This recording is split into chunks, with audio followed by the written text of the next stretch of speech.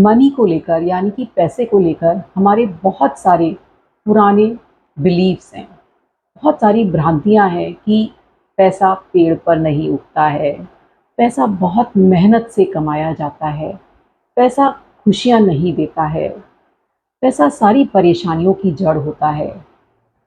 पैसे से मैं खुशी कभी खरीद ही नहीं पाया हूँ। मैं पैसा कैसे कमा सकता हूँ? मैं तो गरीब पैदा हुआ था।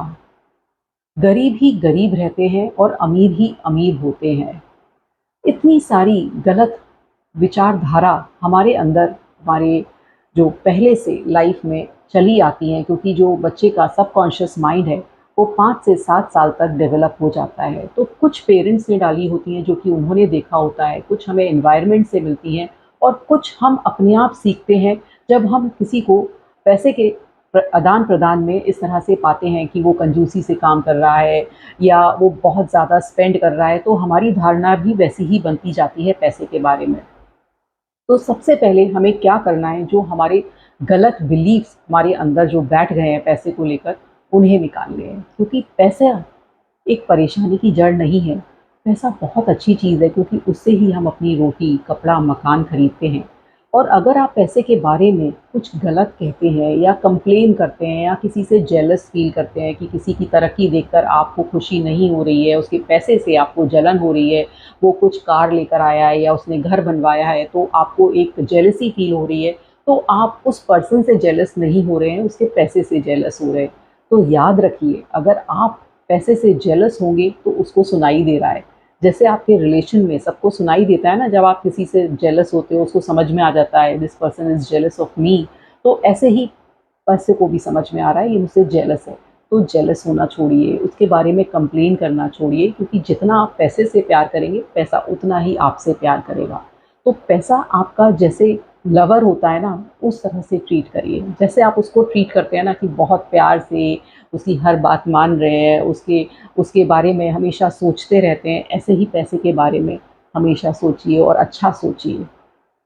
तो रही बात एक तो कि पैसा हमारी कोई भी परेशानी की जड़ नहीं है, वो हमें खुशी दे सकता है जब हम उस उससे लोगों के लिए खुशियाँ खरीदें, अपने लिए खुशियाँ खरीदें, उससे मेमोरीज़ बनाएँ, उसे सेव करके ना रखें, क्योंकि पैसा एनर्जी है।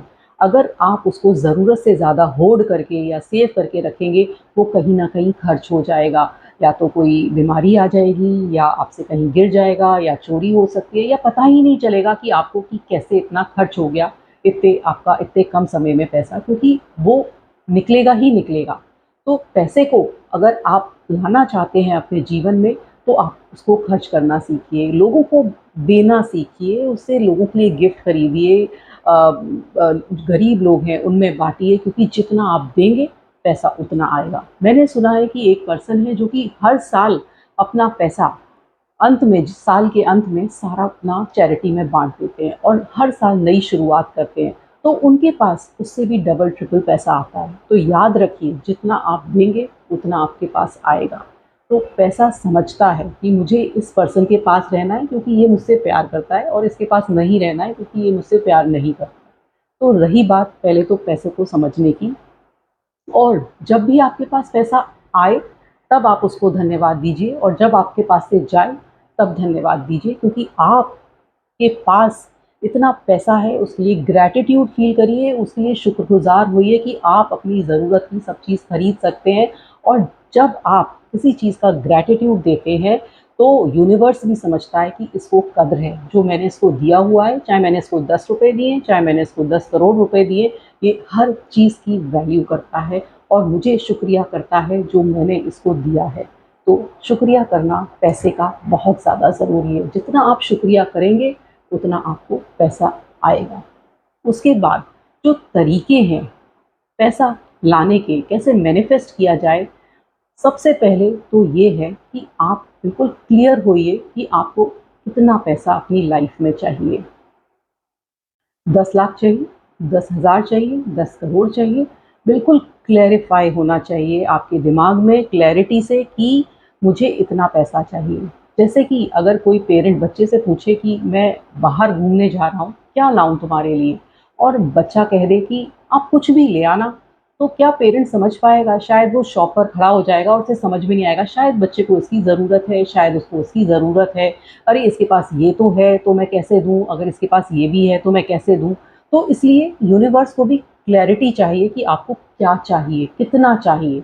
दूसरी बात, उस पैसे से आपको करना क्या है? सिर्फ़ ये कहने से नहीं चलेगा कि मुझे 10 करोड़ रुपया चाहिए और पता नहीं क्यों चाहिए, बस चाहिए।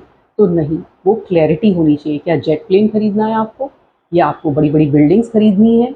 या आपको किसी चीज़ में इन्वेस्ट करना है उस पैसे को? उससे म्यूचुअल फंड खरीदने हैं, शेयर्स खरीदने हैं या बिटकॉइन्स खरीदने, क्या करना है आपको बिल्कुल क्लियर होना चाहिए। घर खरीदना है, कार खरीदनी है, क्या करना है उस पैसे से क्लियरिटी होनी चाहिए आपको हर उस पैसे की जो आपको उस लाइफ में चाहिए।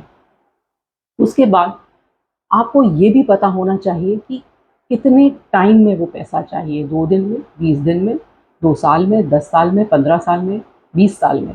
तो आप बिल्कुल क्लियर हो कि मुझे इतने टाइम में उतना पैसा चाहिए। उसके बाद आप क्या कर सकते हैं, आप में क्या टैलेंट है उस चीज़ को पाने के लिए, उस पैसे को पाने के लिए, वो भी क्लियर होना चाहिए क्योंकि एक्शन लेना ही लेना है। जब आप मैनिफेस्ट करते हैं तो जो आपके जो तरीके हैं वो तेज़ हो जाते हैं। मतलब आपकी लाइफ में ये नहीं है कि आपने सोचा और आपको वो मिल जाएगा।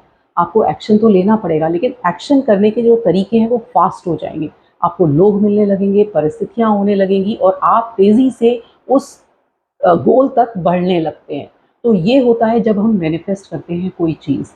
अब उसके बाद आप पेपर में क्लियरली लिखिए और वो भी प्रेज़ेंट टेंस में कि आपको इतना पैसा चाहिए, चाहिए नहीं, ये मत यूज़ करिएगा, ये मैंने इसलिए यहाँ पर रोक दिया है क्योंकि चाहिए नहीं होता है। जब हम चाहिए किसी चीज़ को वांट करते हैं तो यूनिवर्स को ऐसा लगता है कि इनकी ज़िंदगी में कमी है।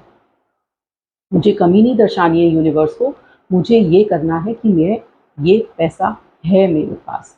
तो मुझे कैसा लिखना है कि मेरे पास 10 करोड़ रुपया है। जिसके लिए मैं अपने यूनिवर्स को बहुत-बहुत शुक्रिया देती हूँ।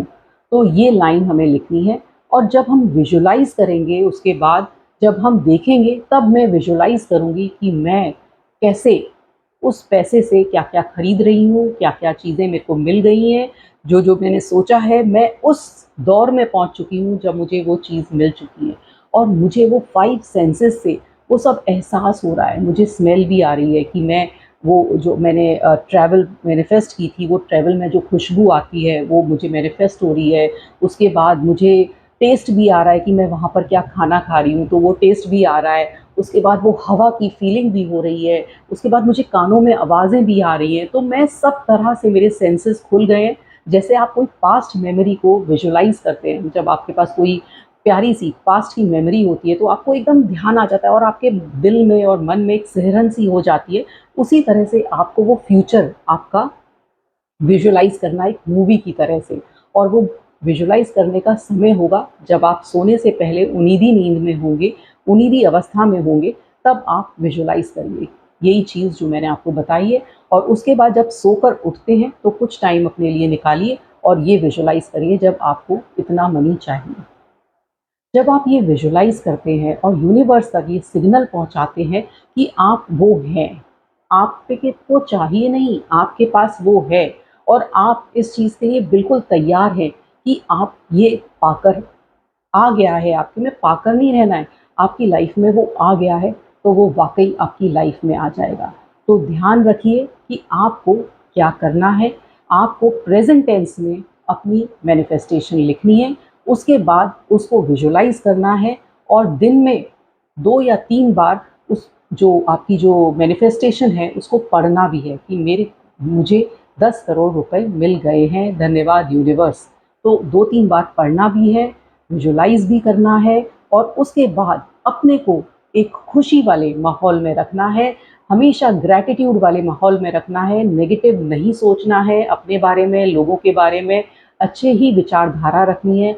अपनी पॉज़िटिव फ्रीक्वेंसी जितना रखेंगे, जितनी हायर फ्रीक्वेंसी में होंगे, उतनी मैनिफेस्टेशन फ़ास्ट होएगी। अगर आप नेगेटिव फ्रीक्वेंसी में जाएँगे, फ़ियर, गिल्ट, शेम, तो आपकी जो मैनिफेस्टेशन है उतनी ही स्लो प्रोसेस में होगी या ना भी होगी। तो हमेशा खुश रहना है, ग्रैटिट्यूड में रहना है। मैनिफेस्ट करके देखिए और तुरंत अपने गोल्स को पाइए।